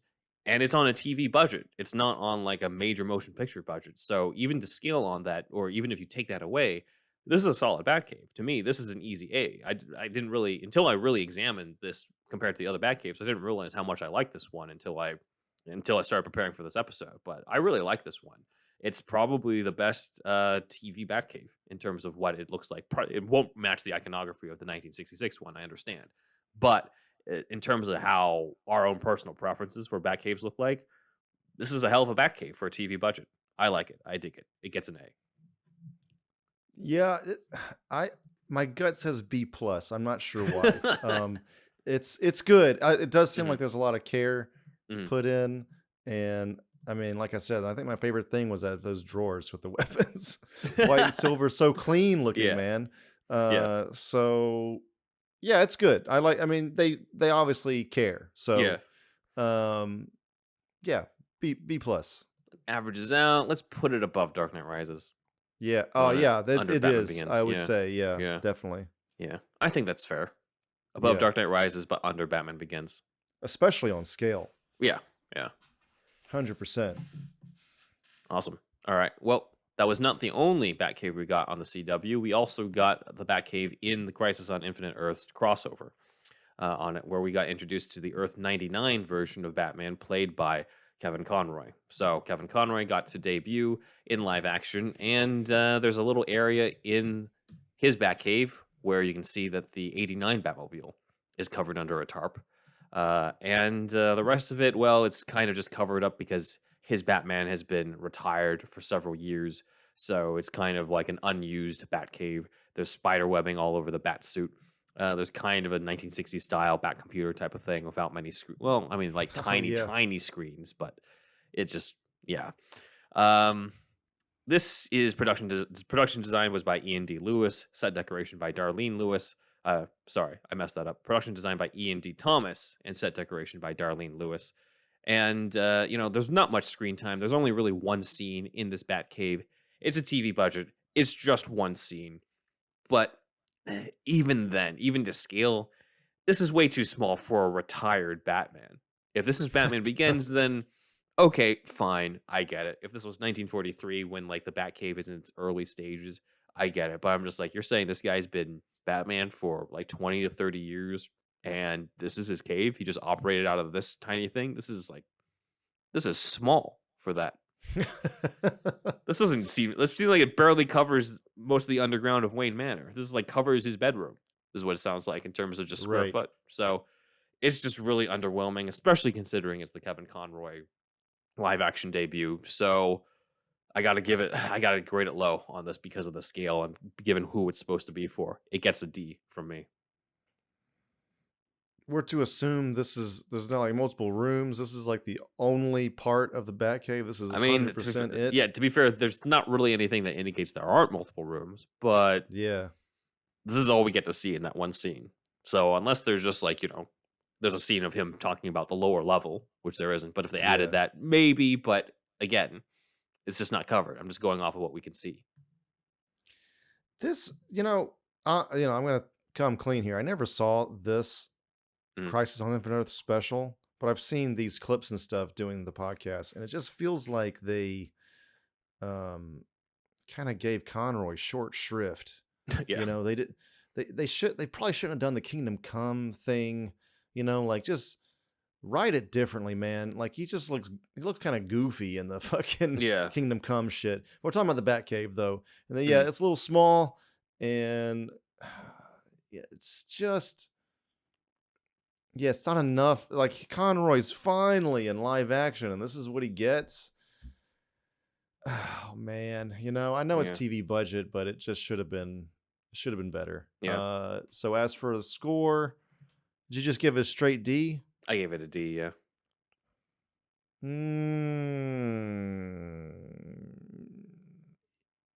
E+. Ooh. It doesn't change it really. It's gonna be D-. We'll put that under Batman and Robin. So this makes sense. That makes sense, yeah. I'm comfortable with this so far. Yeah. All right. Cool. All right, so moving on. We got one more TV one before we get into the Batman, and that's the one from Titans. So we got a bunch of glimpses of the Batcave in season 1 of Titans, but it didn't really show that much. But in season 3, we got more of an expansion, production designed by Ian Brock. So here we get a full glimpse of everything. So we get, for the first time in live action, the giant penny, the T-Rex, the giant Joker card. Unfortunately, the T-Rex and the giant penny are a hologram, but we get something.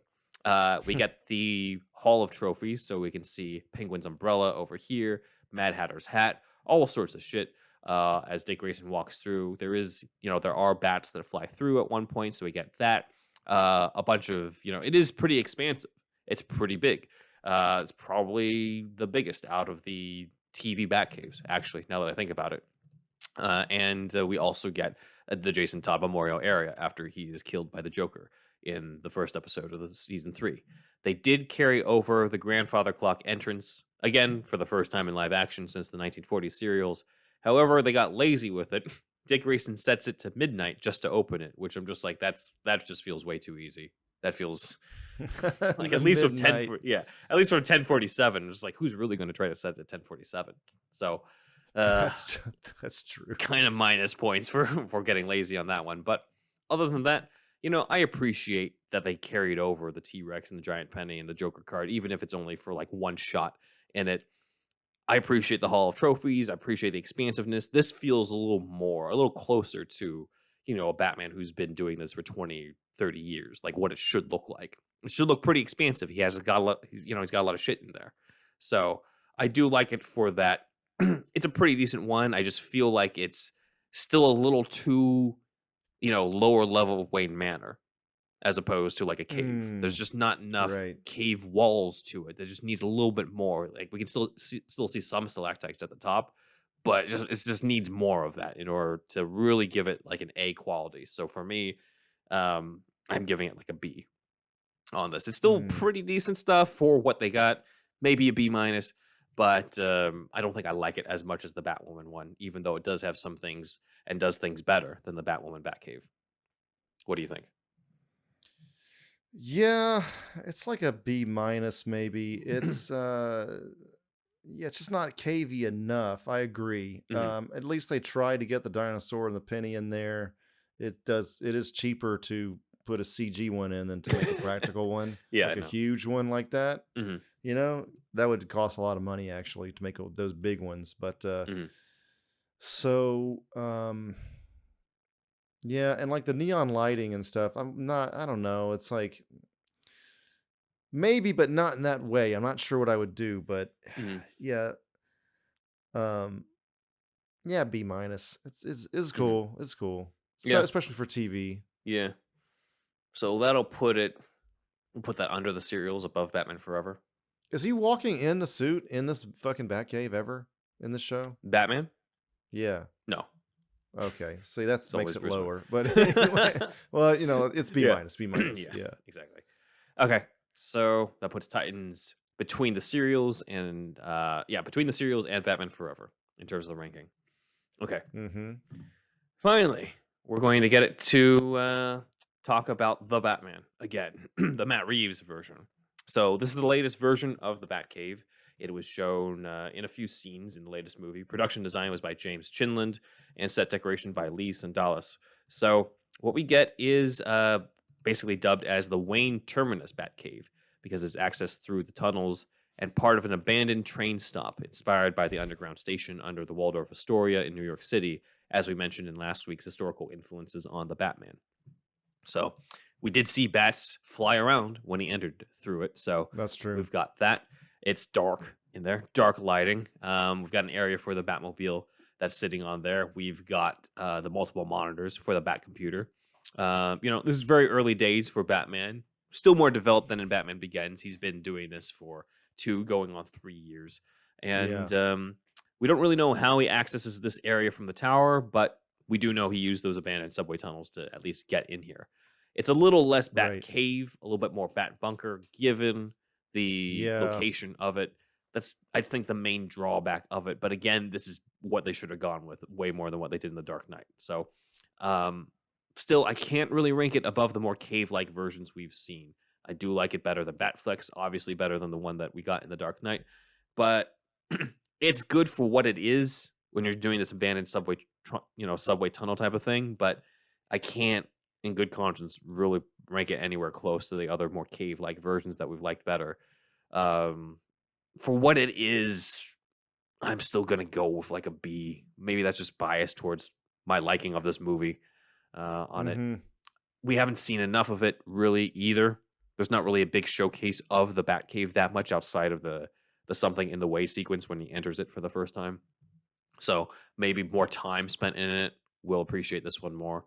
But for the time being, I'd say like a B- on this. What do you think? Yeah, it's there. I'd give it basically the same score, maybe B minus. Did you give it a B minus? Yeah, I gave it B-. Yeah, B minus. Yeah, it's just not a cave, and that's a problem. But I mean, but it is much, much better than the Affleck one. Yeah, I agree. Much better. And it's getting to be cave-like, but it's, I don't know. It's cool. I like it enough, but I don't know. I wish I had something more to say about it. I just like it being Peanut's going crazy right now. By the way, sorry. His opinions on this Batcave. My God, what's he doing? He hates it when doors are closed. That's the problem, and some doors closed right now.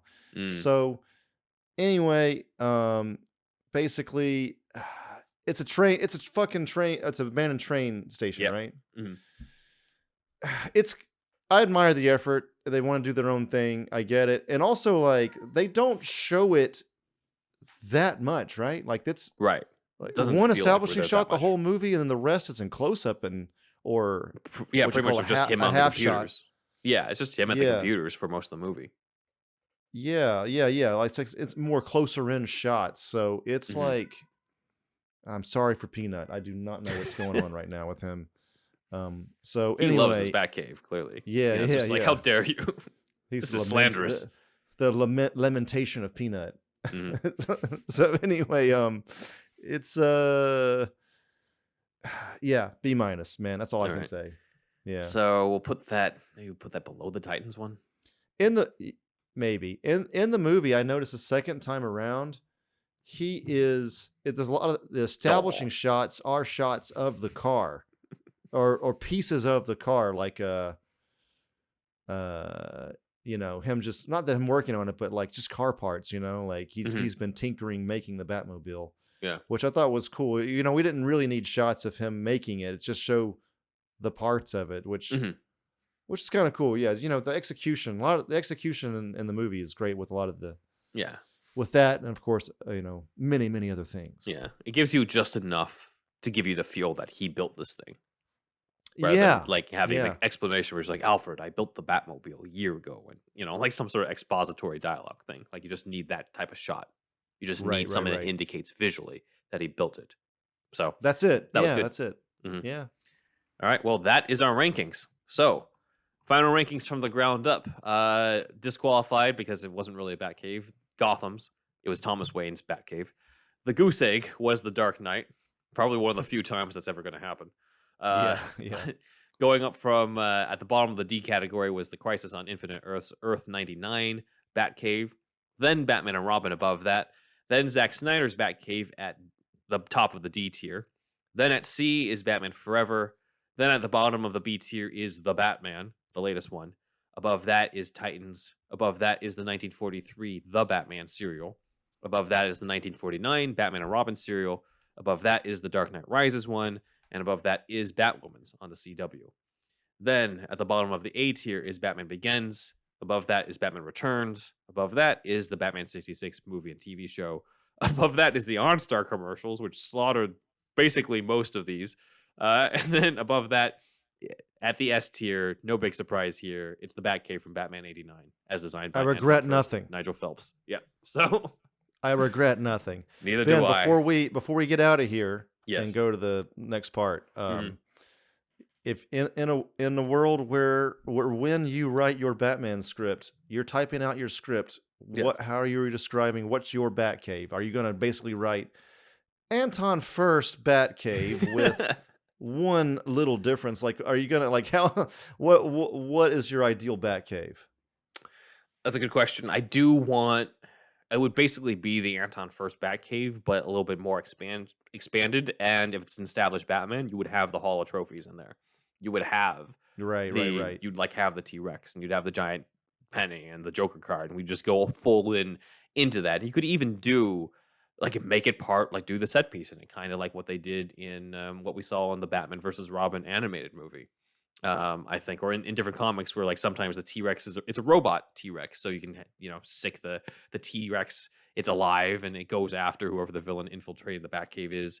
You could try to turn the penny on somebody. Like you can use those things in a fight in the Batcave. So like that's probably what I would do. Right. You see those things, you're like, oh, nice, they put that in Easter egg wise, and then later on they actually become part of the set piece. They actually become part of the big fight towards the end, whether it's with Talon and the Court of Owls or whoever comes to infiltrate. Also, it's a great thing if you do a Robin origin movie. If Robin is exploring, he's going to love that area. You kind of capture the kid's imagination through that. So I do think the Hall of Trophies is something that's missing from it, not necessarily just for pure fan service, but also the role it can play either in capturing kids' imaginations when they're watching the movie, or in how cool it would be to have that type of set piece. Because again, the more that we do adaptations of this character, I think the standards for some new take is just going to keep rising and rising and rising. People are already critical of Reeves kind of going realistic again. So like the more that you do this character, the more you kind of really have to show stuff that you haven't really done before in live action film. And one of those things is just a huge set piece in the Batcave involving the T-Rex and the giant penny and the Joker card. So that's how I would write it in.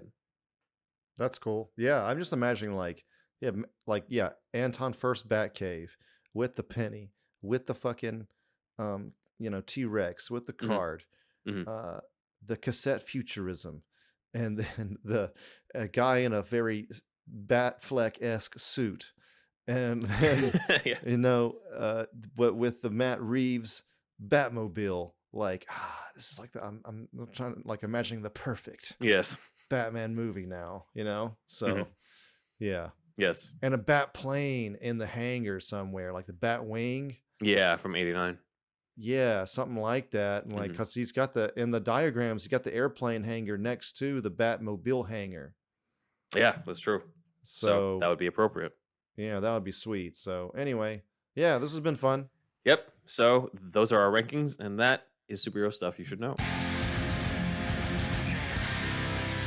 All right, big thanks to our research assistant, Dan, for all the visuals for this YouTube experience.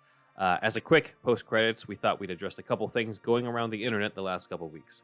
So one is this comparison, Jim Carrey's glasses in Batman Forever with Paul Dano's glasses in The Batman, both of them playing the Riddler, of course. This is shown by user Gus Lives Again on Twitter.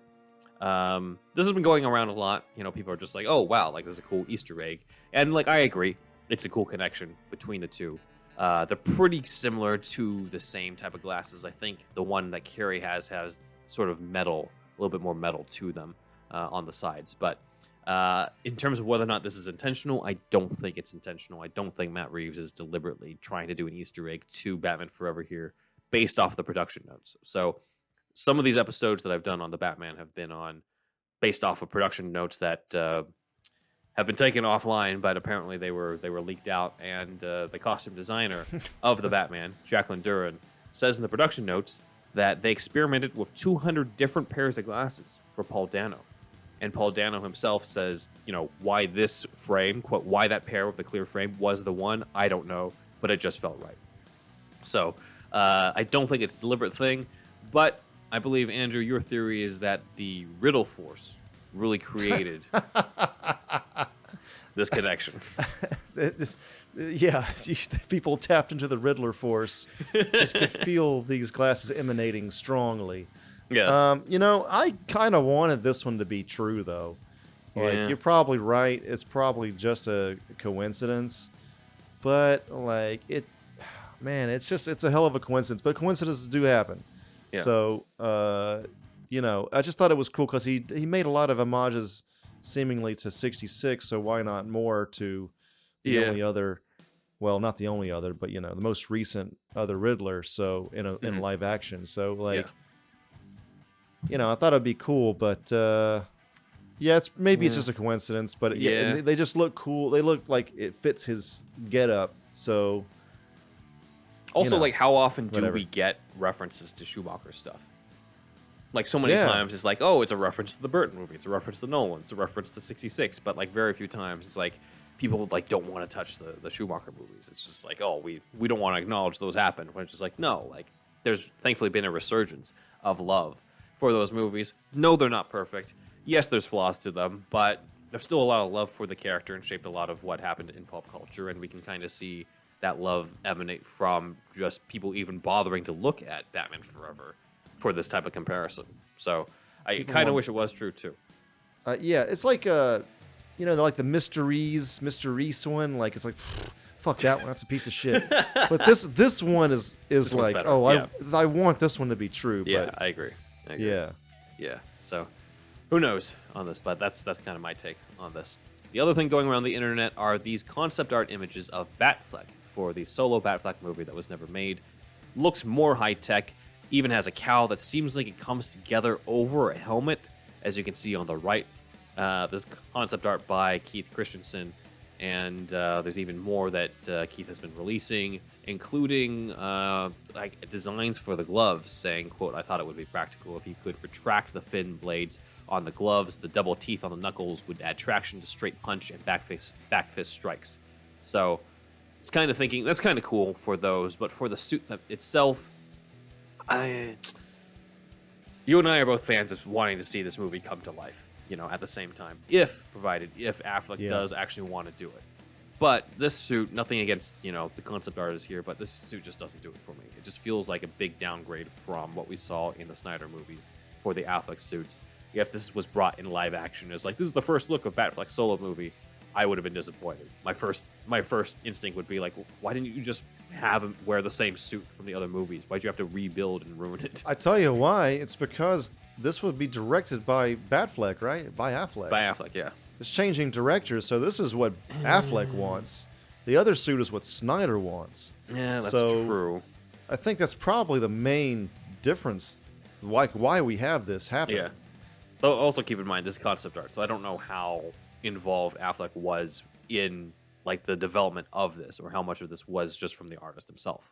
I mean, Affleck thought he was ramping up into this movie before he got fucked over. So, maybe this is one of many, and maybe or maybe not he would have picked this one.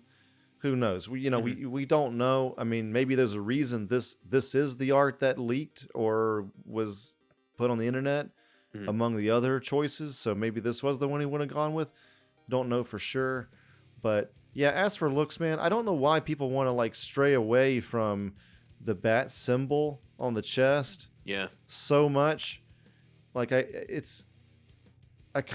still don't totally love it 100% on the Battinson suit, but at least it's like you can kind of tell what it is mostly. Like this just looks like almost like a black stripe across the high chest area. Yeah, with the wings just touching his shoulders. Yeah, it's like it's unrecognizable. It's very plain. It's drab. I know they're going for ultra tactical suit with a cape, but it's like, and it's better than the tactical suit in Dark Knight, maybe, I guess. But it's true. Dude, it's a downgrade for sure. Also, people have noted that the belt buckle is W, as in Wayne. I'm like, why would you do that? That's not good, is it? That's not good, man. Doesn't really make sense. I didn't notice that. Yeah. I didn't notice that. You just lose something when you try to be ultra realistic like this, man. It's just something the imagination is lost. I mean, yeah, he's got a cowl and a cape and shit, but it's just a tactical suit. It's just plain, man. Yeah. As I've said before, I don't think tactical is an excuse for ugliness when it comes to design. I think you can do both. You could do both. Yeah, dude, yeah, I don't love it. I don't really like it at all. I would have given this like a D, man. D plus maybe. Yeah. So, those are our opinions on that. Obviously, we already did an unmade bat suits episode, but this is kind of an extension of that. So these gauntlets are my favorite part. I like this the most, I think. I like this idea. This is cool. So, other than that, that ends the post-credit stuff. Let's go into some of the fan comments.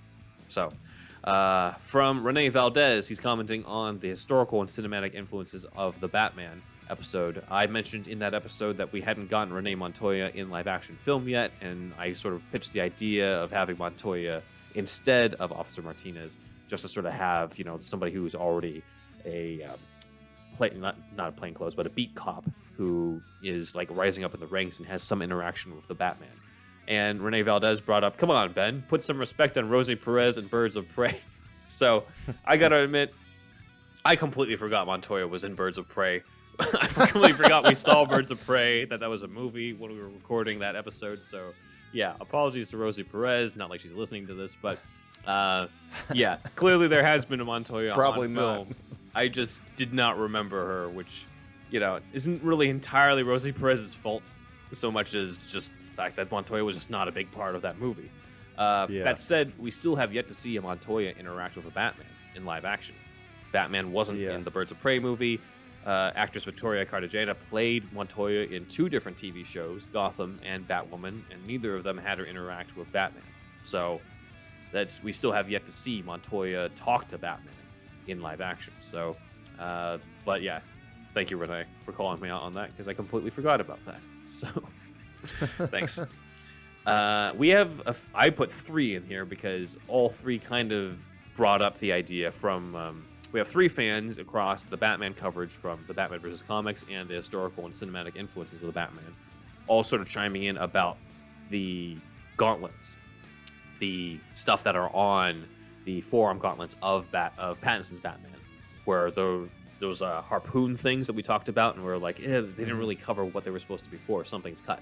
So we have As Fox, Dylan Moore, and Potato Alliance, I think, with a Z.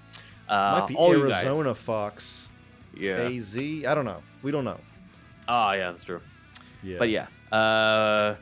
Potato Alliance. Sorry. All 3 of you guys brought up the possibility that those things are what load the grappling hook or grappling gun and stuff. As Fox brings up that, quote, you see it briefly when Selina pushes the cop from the rooftop, and they actually are the ammo for the grappling gun. Since it comes from the gauntlets, it makes sense. Dylan Moore brings up a similar thing. Those were his bank of grappling hooks. They either automatically slide into place if or when he expels one, or pulls from the gauntlet manually to reload the launcher for the next time he needs it.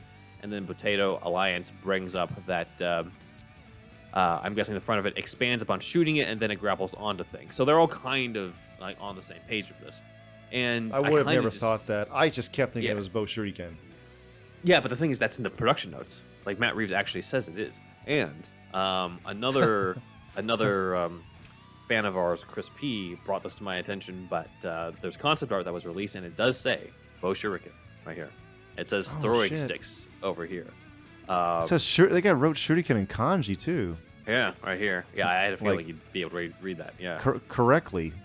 That's interesting. Was it a Japanese designer or no? That's interesting. They went that far. I don't know who did this one, but it doesn't seem like this is true. That it's what reloads the grappling hooks, because it does flat out say Bo Shuriken, and it says throwing sticks on there. It does not say, it would be one thing. It says grappling hooks on it. Yeah. But these look different from the harpoons that are said to be part of the grappling gun. So I'm like, I wish this was true. It does make sense. I'll have to rewatch the stuff that you guys specifically brought up. But it feels like this is from something that was cut, and you can kind of see that too in the merchandise. So what I have on the right are the merchandise from the movie. There's a Funko Pop of the Batman, but it's like Combat Batman, where it looks like he's shooting them from his forearms. It doesn't look like he's got the grappling gun stuff. It looks like he's shooting stuff from the forearms. He's got like these steel sticks coming out. And then you have a similar thing with this Batman gauntlet toy that they're giving out with that stuff. So according to Chris, who sent this over to me, he said that there was an Andy Serkis interview that mentioned that Batman would be able to shoot those things out. And again, maybe he was referring to the grappling gun type of thing, but it seems like there's something cut where they're kind of used more in terms of like a throwing knife situation.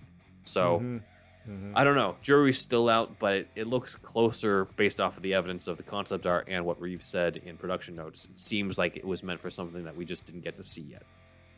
We'll have to see in the sequel, I guess. Sad. I wish we had seen that, but whatever. Same. I mean, what are the chances like that we would get like an R-rated cut for HBO Max or something? Like Reeves is not Nolan, man. Maybe we could get that cut. I don't know. I'm being a hopeful fan here, but like it would have like something where he's using. It would have the scene where he's using that. Yeah, we could be seeing some deleted scenes when there's the home release.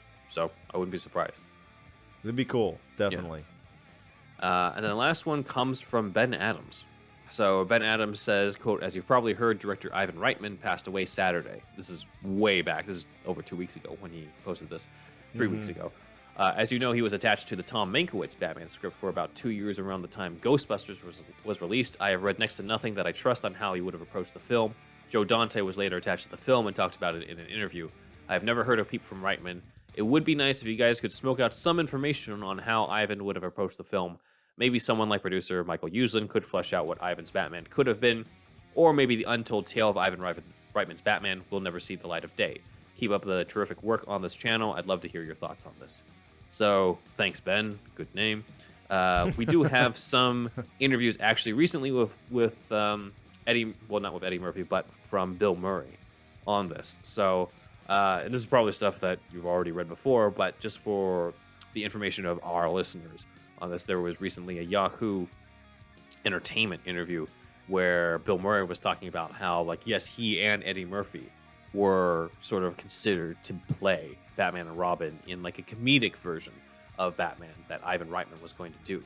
So this is actually not the Tom Mankiewicz script. A lot of people are just like, oh, the Tom Mankiewicz script, they were planning to have Bill Murray and it was going to be comedic. I'm like, oh, no, that's a separate script. The Tom Mankiewicz one was kind of pretty much played seriously. This was for like a comedic version. And Bill Murray says, quote, "I talked to Eddie Murphy about it, and Eddie wanted to play Batman." That's as far as that conversation went. Okay. So basically, neither one wanted to be Robin, and so it just never went anywhere on that. And then the article says that Ivan Reitman hoped to, quote, replicate the success from Stripes by putting Bill Murray in the Batsuit. Ultimately, they bypassed the Batman for Ghostbusters. I'd say that was probably a good choice. It would have changed our pop culture landscape considerably for years to come. If there was no Ghostbusters, but they did a comedic version of Batman. And they did that, and what if it made money? They would have skipped over the Burton version. That would have been terrible. This would have replaced that. That's the worst timeline than this one. Yeah, Michael Uslan basically was like, they did not run this by me. when he was asked about, what about this Bill Murray comedic Batman thing? He's just like, yeah, I didn't approve of that. Like, Uslan's whole goal was to create or bring to life the dark, serious Batman from the early comics. He didn't want to see another version of the Adam West one that already had its time in the limelight. So this was completely against what he wanted to do at the time. So anyway, that's sort of the information on the Ivan Reitman Batman thing. Don't think there was a script for this one, or maybe they were thinking of taking the Tom Mankiewicz script and making it more comedic. I don't know, but that's probably as much as we're going to get on it because I don't think it really went that far. So that's it for the fan comments. Loot drop incoming. Get to the drop at hyperx.com for store-wide savings. HyperX is fighting the battle against inflation with deep discounts across all categories of HyperX gear. Head there quick, though. Once March ends, so does the madness. It's the HyperX Loot Drop 2 going on now at hyperx.com. Over to Andrew with the shoutouts. Oh, man. Thank everybody for those comments. And now we want to thank our Patreones, as Zach always used to say. So they are Shasta, Leom O, Super Inframan, Douglas P, Dan D, Aaron Willett, Nick Noir, Jeffrey R, Askers Web, Alex of the What Mean Podcast, Ian Justice, Jared P, Jamie H, Rochelle L, Skylar TD, Sketchcraft, Braxton W, Renee V, JD, Logan Wood, who is Shane Helms 121 on Instagram, Griffin W, Daniel V, Pete B, Halsey C, Maurice D, and Jonathan. We're still getting a couple more, and I think we're gonna be to the point where we just show the screen. But I'll keep saying them until then. Also, I definitely need to update this. yeah. And then we want to thank our other supporters who are Sparkageddon, SCCC Productions, Robert Schumann, Kooky Noms, Matt Herring, Elijah B, Shamrock Balls, ENH, Walter the Robot, John Wells, Rye Guy, Jackson Putnam, Tway In, and Watson, who was Stage Battle on Instagram, Joey, who was W.media on Instagram, Paul G, and Derek O. Please join the Shasta Army. That's our $1 tier that gets you the shout out, and the shout out in the future is probably just going to be your name on a screen. Please don't kill us for that. But it's just going to be a long ass fucking read if we don't get to that point at some point. So warning for now, okay, everybody? So that's the $1 tier. Your name will be on the screen though. And I'll give you a shout out if it's like your first time, if you're a newcomer. So we'll do it that way. And then the $5 tier is a whole other show. The Batmobile's rubber meets the road here, meets the Batcaves road or whatever.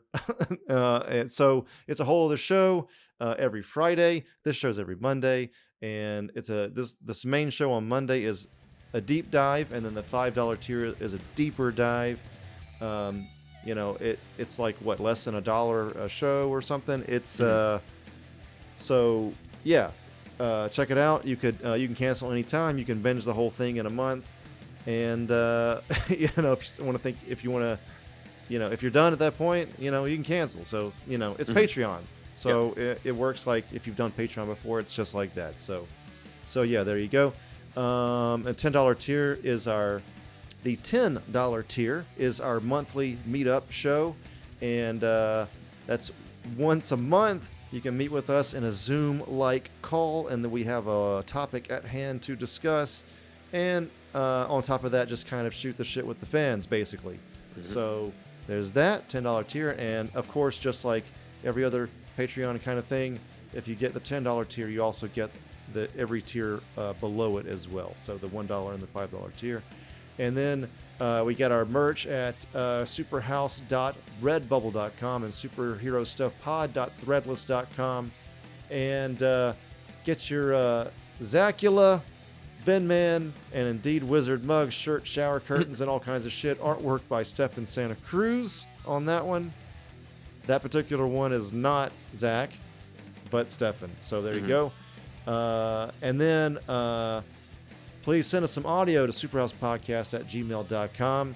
Some stuff's been trickling in, but we always want more. And then I'm Thunderwolf Drew on Instagram and Twitter. Thunderwolf lives on YouTube. ThunderwolfDrew.com has my whole portfolio except for AmanoRecon.com. That's AMANORECON.com. Original shit coming from me, you guys. It's a fucking it's R-rated Power Rangers meets Stranger Things. That's the quick pitch, but it's an original thing. It's going to have an Indiegogo campaign still coming. We're going to do a pickup shoot here soon, and then we're going to really be able to kick into high gear. So it's coming. The teaser's out. It's on the front page of AmanoRecon.com, so you can check it out there or search YouTube for it. So it's there. It's 17 seconds. So there's some footage there. So that's it for me, Ben. Shout out to Comma Capital for your help. So Comma Capital on Instagram, as well as Everything Entertainment Club on Clubhouse. You can follow us on social media. You can follow us at Twitter at SuperhousePod, Instagram at Superhero Stuff Pod, TikTok Superhero Stuff Pod, Vero also Superhero Stuff Pod. Website is at benwanwriter.com, where you can read a few scripts, including Gotham Vampire, where young Bruce faces off against the Mad Monk, and a spec script for Elementary called The Death of Sherlock Holmes, and the Curb Your Enthusiasm, Disneyland, the Curb episode they could never make, where Larry David goes to Disneyland. My YouTube channel is in the description below, where you can also check out my project, The Doctor Who, The Ronin of Time, an audio drama where the 8th Doctor meets Miyamoto Musashi. My personal Instagram is benwanwriter. My son's Instagram, my cat, which you can see basically right here for those who are watching on the YouTube version. But he's at Alfie Pennyworth Cat on Instagram, so you can check him out over there. But if you also have an Alfie or any cat of your own, like Andrew has Peanut, then you can get the Whisker Box, the only cat box with a crazy cat lady and gent. And if you have a dog instead of a cat, that's cool too. You can also get the Bark Box. Y'all give your dog exactly what they want. So you can use our promo link, and that'll give you the first month off, free, valued at $35. You can get all this type of stuff over at superherostuffpod.com/shop. Over to Andrew. Okay, well, you know what? It's that time where we ask you, we want you to do us a favor. We want you to tell all your friends about us. I forget all the other fucking lines. I'm just going to say, who are you, man? Okay. I'm not Zach. All right, bye.